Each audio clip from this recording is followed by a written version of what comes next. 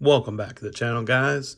Today we've got another camera review for HDZero's digital FPV system. It's the HDZero Nano from RunCam. I'm Jeff with Titan FPV, and you're going to acquire some knowledge today.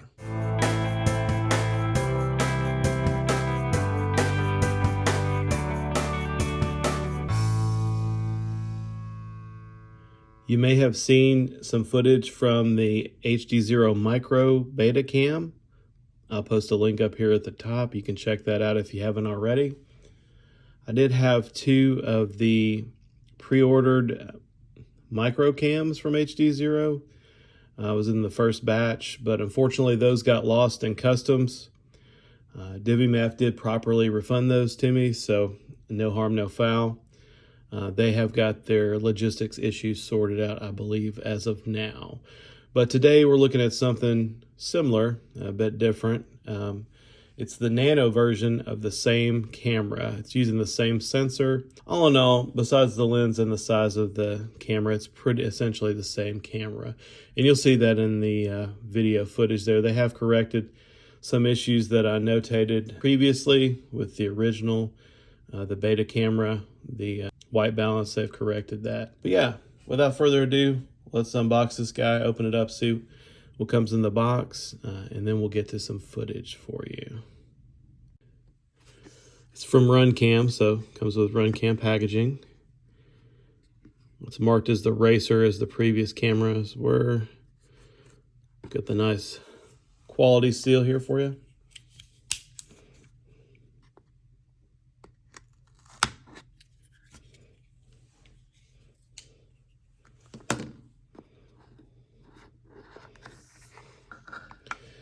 All right, we're greeted by some DiviMath stickers. HDZero. That's nice. And the star of the show is the HDZero Nano. It is a nano-sized camera, but it's 16 millimeters tall and 14 millimeters wide. So depending on the frame that you're going to put this in, if the dimensions are exact, you may want to take a look at that to see if it will fit your application. Here's the lens. I believe that's a glass lens. It's got a very wide field of view. I don't know if it's as wide as the optional HDZero lens that you can purchase, but if you like that lens better, I believe that does cause some vignetting.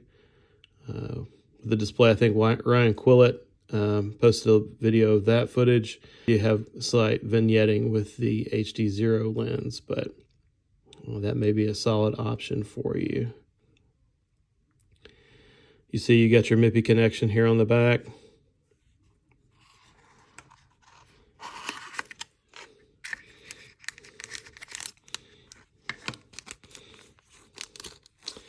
You've got the back to secure the MIPI connection, as well as these screws and some adhesive to hold the MIPI connection in. Now, what you will have to notate, you are going to have to remove the existing screws, and I believe that is going to cause the sensor to be loose on the case, so just be careful when you remove these, and then install the MIPI cable, and then you can install your back with your adhesive and your new replacement screws, because they will fit in the same slot that these shorter screws are in. So if you're using this on a micro build or a whoop, to save some weight, you may want to use it without the back.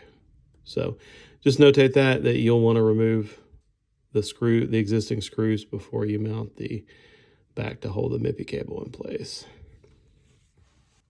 All right, let's get a weight for you guys.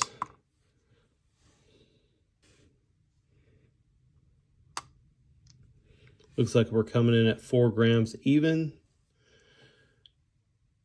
In comparison, this is the original RunCam HD. It's the first camera that launched with the system. It's also a nano-sized camera. So that's actually coming in heavier at 4.5 grams. Now this one does not come with a back. That is an improvement that DiviMath has added.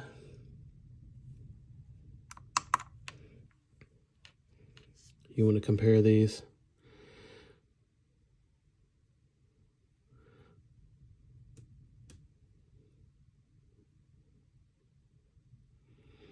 The lens is much larger on the run cam,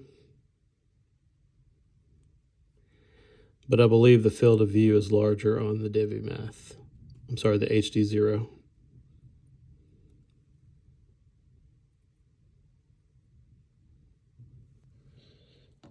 Installed this into my Armatan Tadpole 3-inch, and that's what you'll be seeing the footage from. As you see, what I was speaking about, it is 16 millimeters tall. So if you lower the angle much lower in this build, it will hit up against the carbon fiber frame. Now that's just going to be specific to your build. I can move this camera forward with the mounts, but I still want to use the cage for protection. I could probably move this back a little bit further as well. It didn't prove to be an issue for me. Your results may vary. You do have a camera settings menu that you can get to by holding the left stick to the right.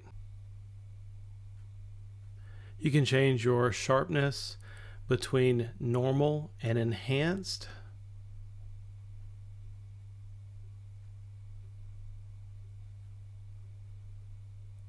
You can also change your saturation, your color level, between medium, low, and high.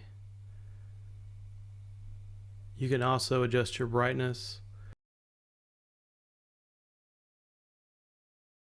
My flights in the video were on the stocks camera settings with the brightness set to 0, the sharpness set to normal, and the saturation set to medium.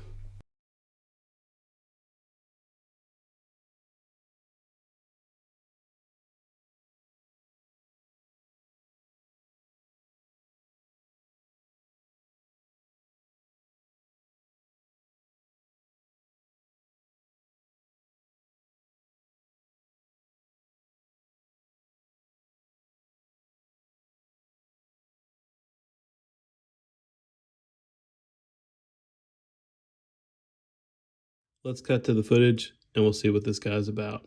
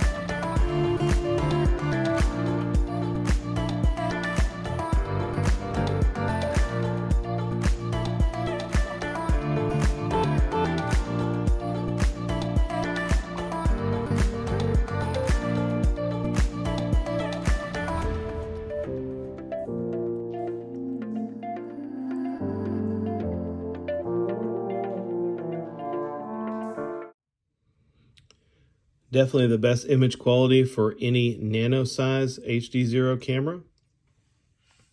You can take the original camera and swap the body out so you can use a larger M12 glass lens. I picked up one of these Runcam Swift cases on Pyrodrone. They're on clearance for $1. I'll post a link in the video description. You may want to pick one up, and then you may just need to print a 3D adapter there for the back, and you've got a larger M12 lens and a much clearer image. That footage was crisp. As you see, this is much more true to life colors versus the Fatshark Digisight V3. But Fatshark recently released a statement. If you were one of the early adopters of the Digisight V3, there was an issue there with pre-production firmware being shipped, and that's causing the blue or greenish hues. You can send your original cameras in, and they will ship you out replacement cameras, or you can keep them and they will give you a $25 gift card for each camera that you purchased, essentially making the camera half price. I believe I'm going to do the latter. The bluish green hue doesn't bother me. If you've got Digisight V3s, post down in the comments what you think about that and what you're going to do. If you're not already subscribed, please do so. Give this video a thumbs up. Click that notification bell. Leave a comment down below, and I'll get back to you in the next one.